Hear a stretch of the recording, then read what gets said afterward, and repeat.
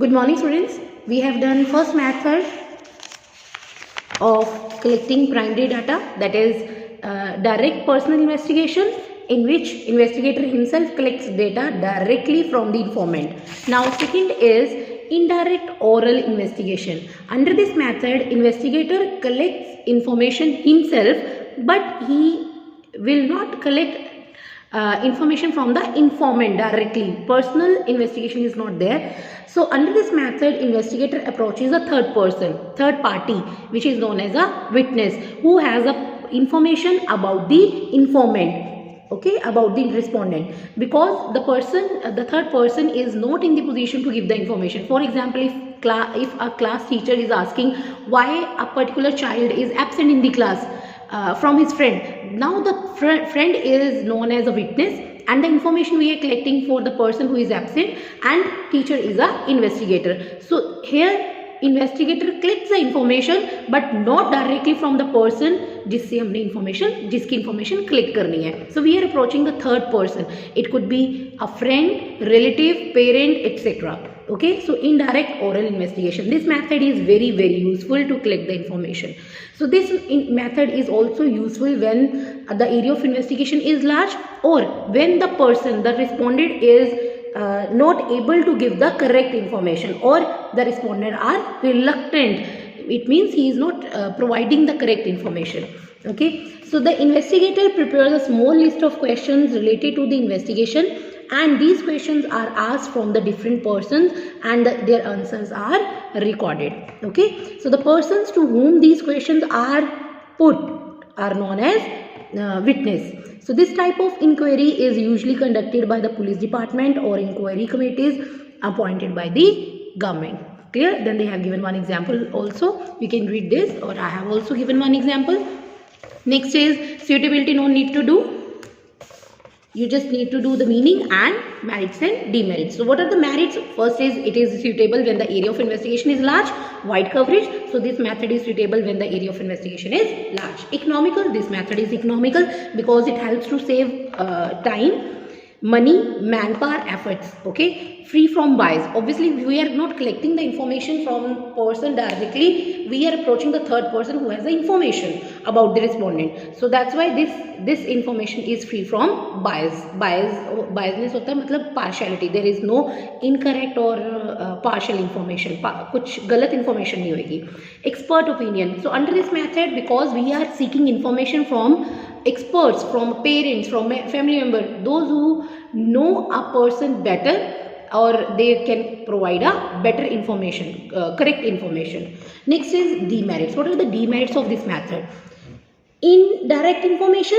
So the result can be erroneous because information is obtained from the other person. हो सकता है जिस person से हम information collect कर रहे हैं उसकी कोई उससे नहीं बन रही है, या फिर due to some reason that person may give incorrect information.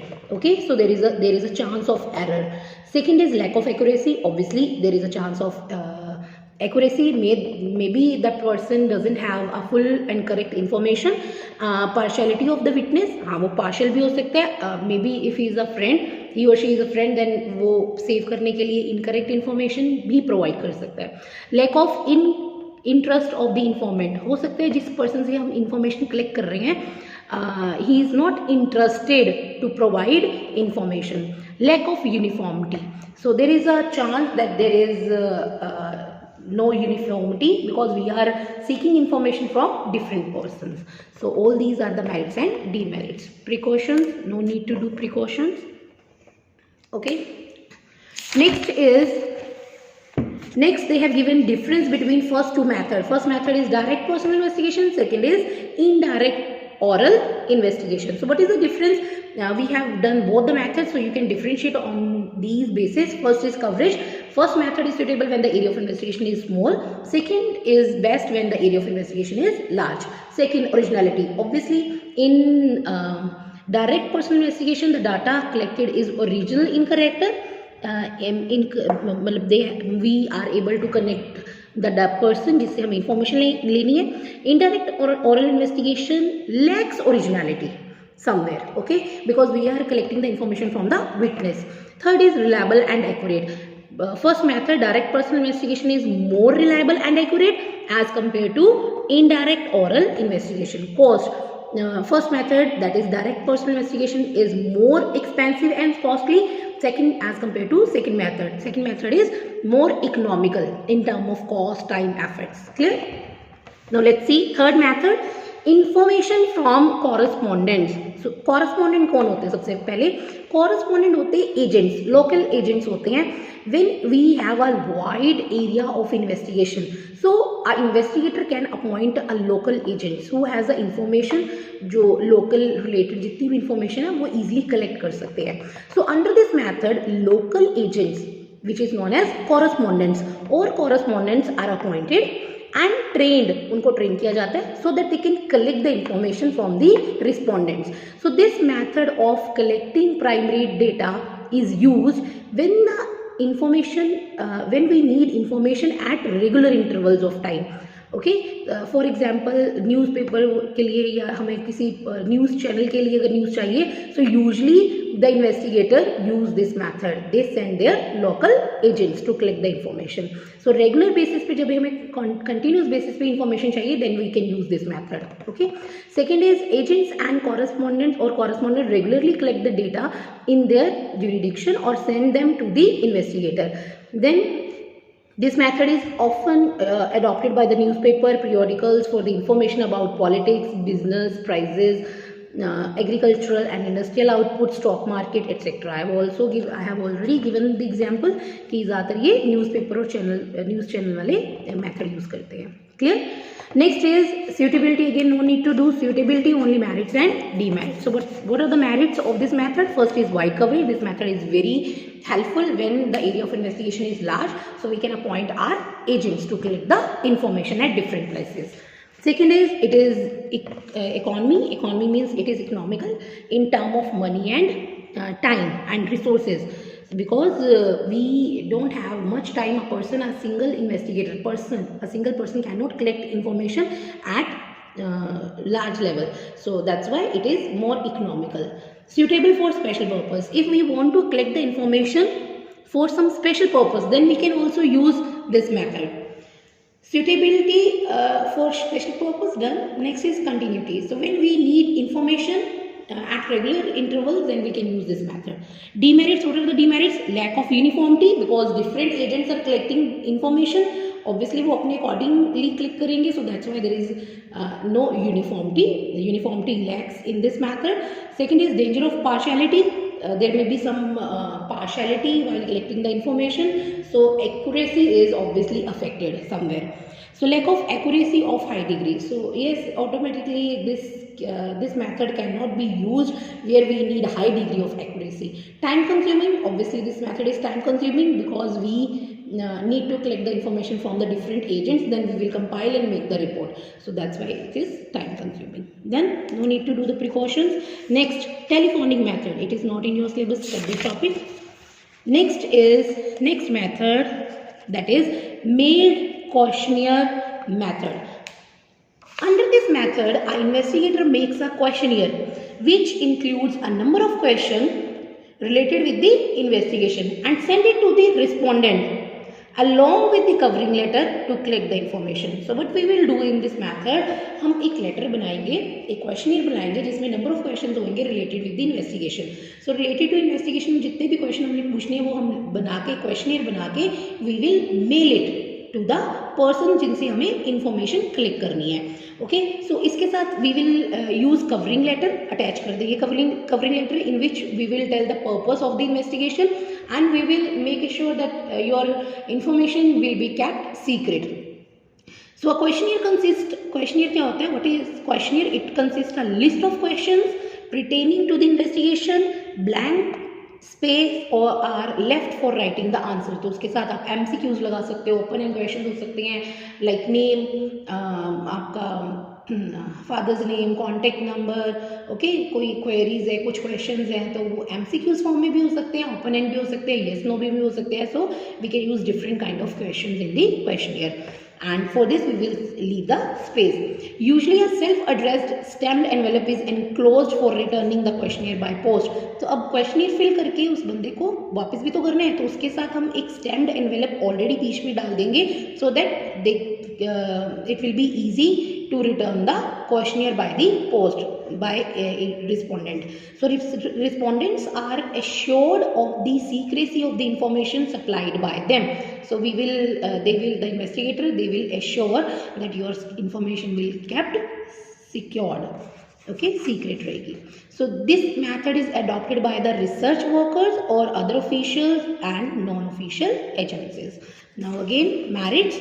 Wide coverage, this method is very useful because आपने एक questionnaire बना के अगर 100, 200, 500 persons हुए हैं, so it is very easy method to get the information directly from the respondent. So this method is good for the when the area of investigation is large. It is economical. It needs less money, time and efforts. Third, originality, because we are collecting the information directly from the respondent, that's why it is there is originality. Free from bias, personal biasness नहीं होगी. Correct information we will able to collect. Accuracy you can write. Merit, okay, maintain secrecy. Then next is demerits. What are the demerits? Limited scope. This method is applicable only if the respondents are educated. Obviously, if they can read the information, only then they can write the answer. So for this the respondent should be educated. Next is less accuracy and precision. Under this method the accuracy of data can not be tested. They can write answer as they feel comfortable. So that's why there is a lack of accuracy. Lack of interest. So sometimes we usually what this thing कि accuracy हम accuracy तो चलो है थोड़ी सी कम कि उनको जो ठीक लगता है वो वैसे फिल कर देते हैं, आधे क्वेश्चन रैंडमली ऐसे कुछ भी आंसर फिल कर देते हैं, येस नो कुछ भी लिख देते हैं. And even then lack of interest. कई तो आपका एनवेलप आता है, खोलते हैं लेटर उसमें क्वेश्चनियर होता है, they never fill the questionnaire because of interest. उनको इंटरेस्ट ही नहीं होता, so there is a lack of interest. Then chances of misinterpretation. Yes, there is a chance that they may misinterpret the question and they can again when they are writing the answer, maybe we are not able to get the correct interpretation. So there is a chance of misinterpretation. Time consuming. This method is time consuming because we will wait till the questionnaire will not posted by the respondent. Okay, again no need to do the precautions. Next method, this is the last method, it is in your syllabus. Questionnaire filled by enumerator. This is the method almost similar with the mailed questionnaire method. In this, questionnaire is prepared which contains a number of questions related with the investigation, but it is not mailed. It is filled by the enumerator. Now who is enumerator? Enumerator means agent, a person जो हम investigator ने appoint किया है to collect the information. तो यहाँ पे हम questionnaire बना के mail नहीं करेंगे, हम questionnaire बना के we will send our agents to the respondent and they will write the answer. उनको question बताएंगे, उनसे answer लेंगे, they will fill the questionnaire, खुद भर रहे हैं वो. Clear? So that is a questionnaire filled by enumerators. Under this method, enumerator personally visits information along with the questionnaire, ask question and then note down their replies, their answer in the questionnaire in his own language. So this information, the enumerator assists the informant to understand the nature of the questions and fill the questionnaire schedule. Okay, in order to get the reliable information, the enumerator should be tactful, well trained and unbiased and hardworking. This method is usually used by the government and the questionnaire which is filled by the investigator is known as जो question paper हम fill कर रहे हैं उसको हम यहाँ पे क्या बोलते हैं, it is known as schedule. Okay, this is no basic difference between the questionnaire and a schedule. A questionnaire is filled by the respondent and the schedule is filled by the investigator. Okay. Next, merits. Again same merits. This method is useful when the area of investigation is large, more accuracy is there, better response, limited chance of partiality, and useful in case of illiterate, uneducated respondents. If the person is not educated, even then we can use we can use this method. Okay, then demerits क्या costly, obviously we need respondent enumerators, we need agents, so उनको हमने training भी देनी है, उनको हमें pay भी करना पड़ेगा. Obviously this method is relatively costly than the mailed questionnaire. Time consuming है, ऑब्वियसली वी विल वेट कि कब इंफॉर्मेशन आ रही है, रिस्पोंडेंट कब इंफॉर्मेशन देंगे न्यूमरेटर को, and they will fill and collect the information, so obviously it takes time. Partiality, there may be a chance of partiality and inability of enumerator. If the enumerator agent is not well trained, then there may be error. Okay, so next is precautions, no need to do, only married demerits. Then next question is construction of questionnaire. Again, it is not in the syllabus for this topic. The next is census and sampling method. This we will do in the next class. Okay, thank you.